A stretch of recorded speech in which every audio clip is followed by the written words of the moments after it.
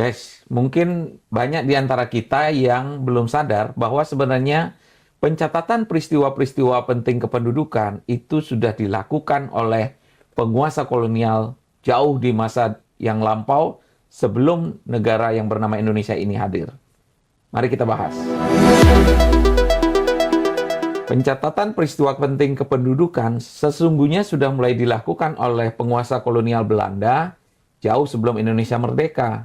Ketika mereka mulai menyadari bahwa banyaknya golongan Eropa atau kelompok mereka itu yang sudah tinggal di Hindia Belanda. Maka pada tahun 1849 mereka mulai memberlakukan kewajiban untuk melakukan pencatatan peristiwa penting di lembaga yang mereka beri nama Burgerlijstans.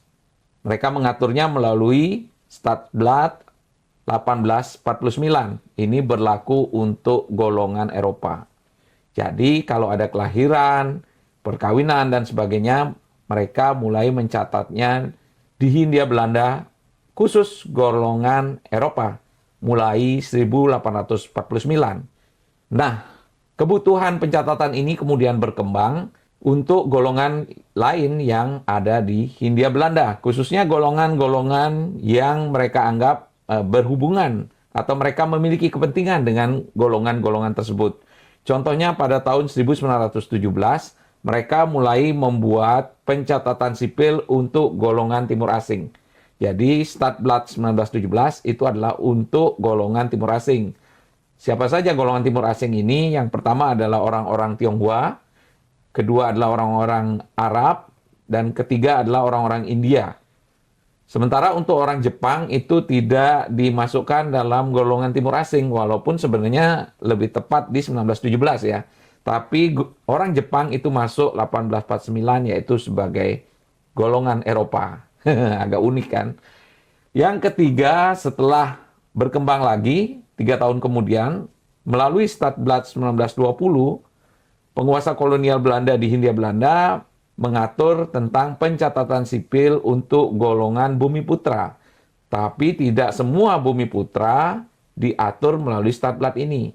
Hanya khusus untuk golongan ningrat, yang mereka sebut kelompok tertentu, gitu ya. Dan mereka yang memiliki penghasilan tertentu. Bumi putra berpenghasilan tertentu. Biasanya yang bekerja untuk perusahaan-perusahaan Belanda dan sebagainya pada masa itu ya. Jadi golongan ningrat dan yang berpenghasilan tertentu. Hanya itu yang diatur melalui Stadblad 1920. Jadi mulai ada pencatatan kelahiran, perkawinan, dan seterusnya. Lalu bagaimana dengan yang lain? Ya tidak ada kewajiban untuk melakukan pencatatan. Nah, yang terakhir adalah pada tahun 1933, melalui Stadblad 1933, pemerintah kolonial Belanda mulai melakukan pencatatan terhadap bumi putra beragama Kristen. Oh iya teman-teman, seluruh Stadblad ini sebenarnya tidak berlaku di seluruh Indonesia ya. Hanya berlaku di Jawa dan Madura. Kemudian khusus untuk Stadblad 1933 ini, yang untuk bumi putra beragama Kristen, itu ada perluasan. Selain Jawa dan Madura, juga sebagian daerah Ambon dan Minahasa. Jadi ada 4 Stadblad ini yang kemudian menjadi dasar ketika Indonesia merdeka. Itu masih diteruskan. Pembagian penduduk berdasarkan golongan-golongan ini ternyata masih bertahan sampai tahun 2006.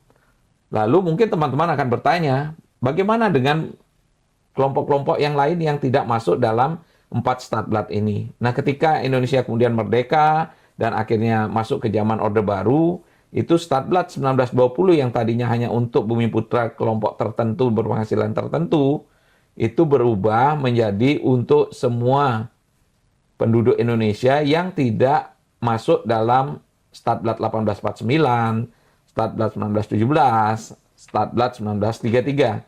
Jadi kalau dia tidak masuk di sini, maka semuanya masuk Stadblad 1920. Jadi sebenarnya di masa lalu pernah ada kekeliruan juga bahwa Stadblad 1933 adalah untuk bumi putra Kristen, Stadblad 1920 adalah bumi putra Islam. Nah itu keliru itu ya teman-teman ya. Stadblad 1920 adalah untuk semua bumi putra yang tidak masuk dalam 3 Stadblad lainnya. Semuanya dimasukkan menjadi Statblad 1920. Jadi warga negara Indonesia yang beragama Hindu misalnya pada masa lalu juga masuknya Statblad 1920.